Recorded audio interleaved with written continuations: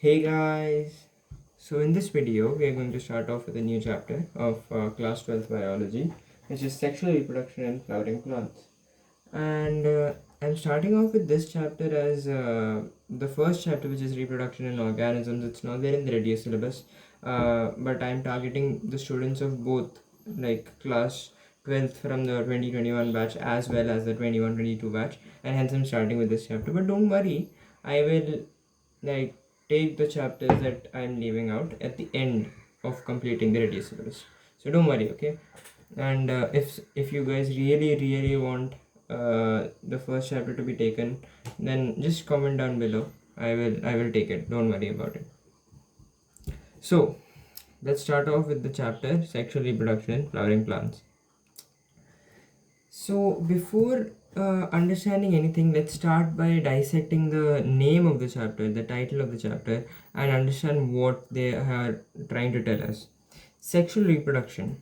Sexual reproduction, there are two types of reproduction. Obviously, everybody knows that that is asexual reproduction and sexual reproduction. In sexual reproduction, there is the involvement of two parents. Yeah, there is the involvement of two parents, and in asexual reproduction, there is the involvement of only one parent, right?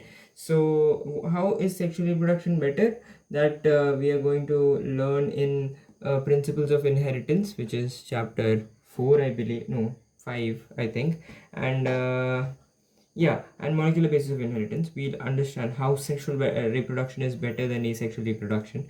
Yeah, and that is the first part. And then the flowering plants. In kingdom plantae that you have learned in class 11th, there are many many different types, right? Which is under kingdom plantae, that comes under kingdom plantae: bryophyte, pteridophyte, gymnosperms, angiosperms. So angiosperms are what we call the flowering plants. And one might ask why we are learning angiosperms in specific. So that is because, first off, angiosperms are like really abundant. Like whatever we can see visibly with our, like whatever we see in our day-to-day life are mostly angiosperms. They are flowering plants. And then there is the fact that they are the most complex plants. And obviously, if we study the most complex plants first, that's the most logical option, right? So that's why we are learning sexual reproduction in flowering plants. So now that we understood the name of the chapter, we'll discuss a few points. And I'll strictly be be with the NCRT, and I won't maybe one or two small points maybe from outside NCRT per chapter. But other than that, I'll strictly follow NCRT because I believe it is very important. And I will absolutely cover all the points in NCRT, right? So let's start off by understanding that first off, sexual reproduction in flowering plants. Is the opposite true? Is the reverse true? Do all flowering plants show sexual reproduction? Well, that is the truth. Yeah, all flowering plants show sexual reproduction. And so you can say, right, whenever you see a plant with a flower, you can say that that is a flowering plant, and hence it shows sexual reproduction.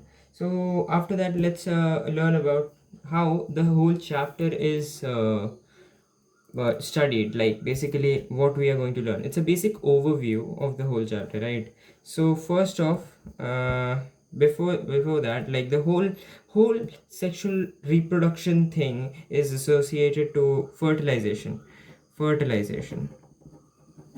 and the whole sexual reproduction thing is associated to fertilization. And the whole chapter revolves around it, like things that lead to fertilization, things that happen after fertilization, like stuff like that. So what leads to fertilization, what needs to happen before fertilization happens, before fertilization can occur, are the pre-fertilization events. This is fertilization in short form. And then what happens after the fertilization, that is post-fertilization events. And one might ask, what is fertilization, right? So fertilization is basically characteristic of sexual reproduction. And whenever we learn about sexual reproduction, the whole thing revolves around these three events, and fertilization is the fusion of gametes. So as I mentioned earlier, in sexual reproduction, two parents are involved, right? Since there are two parents involved, there will be two gametes, obviously. And when we fuse the two gametes, that's when the zygote is formed, from which the progeny develops, right? So that is fertilization events. Then comes the things that lead to fertilization, meaning the things that must happen before fertilization can occur, is pre-fertilization events. So just think about it. What do you need for fusion of gametes? First off, you need gametes, right? So first off, the formation of gametes is something that we learn in pre-fertilization events. Formation of gametes, that's a topic that we learn in pre-fertilization events. Obviously, just think about it. For fertilization, in fertilization there is fusion of gametes, and for fusion of gametes, obviously you need the gametes, and this formation of gamete is also fancily called as gametogenesis. Gametogenesis. Gamete genesis just means formation of something, so gametogenesis is the gamete formation, right? And now think about it. Can flowers move? Obviously they can't move.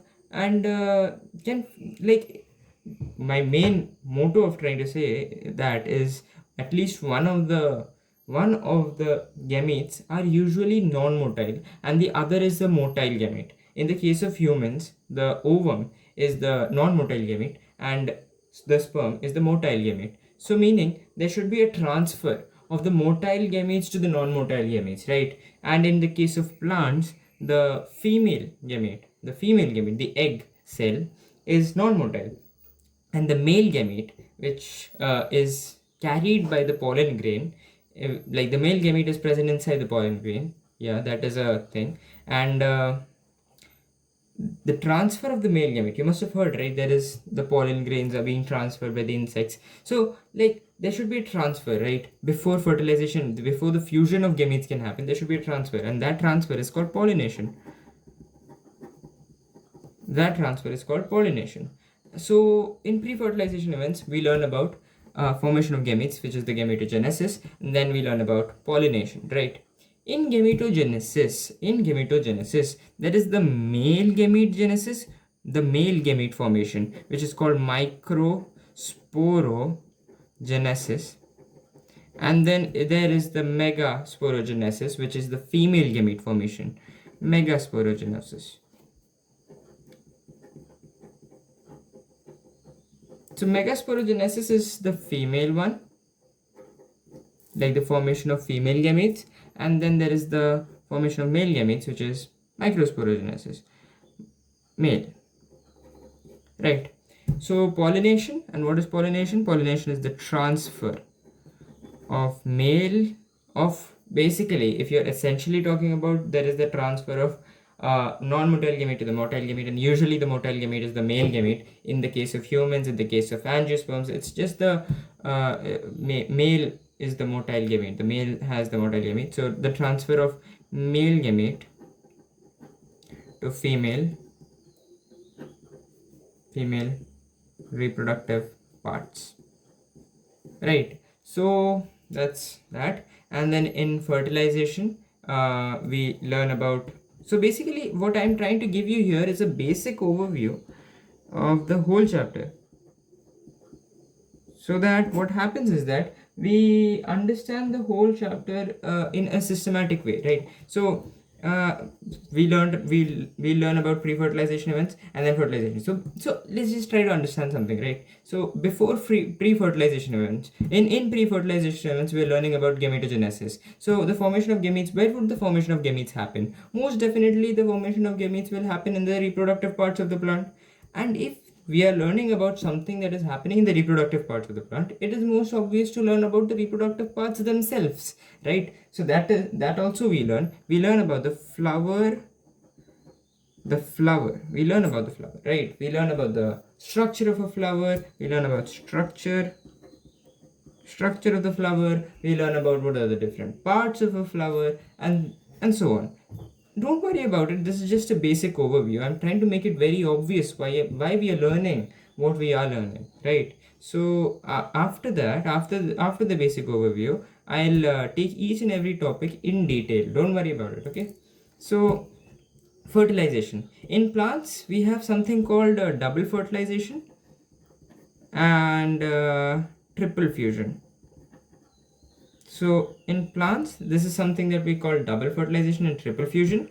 We will learn about it in depth. I'm just giving you a basic overview, just a basic overview. You understood why we learned fertilization, right? We are learning fertilization because the fusion of gametes, and for fusion of gametes, there should be gametes and there should be a transfer of gametes, right? That is why pre-fertilization events. And in post-fertilization events, we learn about the things that happen after fertilization, like the formation of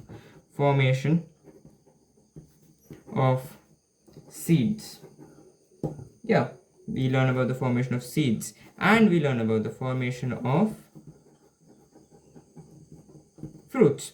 We learn about the formation of seeds and fruits. So there is an important question that comes from here, which also came in a very famous exam in India, which is NEET, and that is the end products of sexual reproduction in flowering plants are seeds and fruits. That is the answer, right? Like, remember it, okay? The end products of sexual reproduction in flowering plants are seeds and fruits. That so obviously, hence we learn it in post-fertilization events, meaning after the fertilization, what happens? We learn about the formation of seeds and fruits. So now we will start off by understanding the structure of the flower first, and then we will proceed to different topics. First, let's learn about the structure, basic structure of the flower. So this is a flower. I know it's not the prettiest diagram, but like I'm doing my best here, okay? I have a lot of trouble drawing. I'm not a good drawer, an artist, not one. So this is a flower essentially, yeah, and it has sepals, and it has what are called petals. These are the petals of the flower, right? I kind of, yeah. So let's just try to understand, like, what are the four. See, there are basically four basic structures in a flower. In any flower, if you see, there are four basic structures. Four structures which we call whorls, right? So these are the four basic structures, right? So the four basic structures in a flower are whorls, and they're the four whorls, and we learn about two of them, which is the androecium and the gynoecium. And androecium and the gynoecium are basically the male and female reproductive parts of a flower. Androecium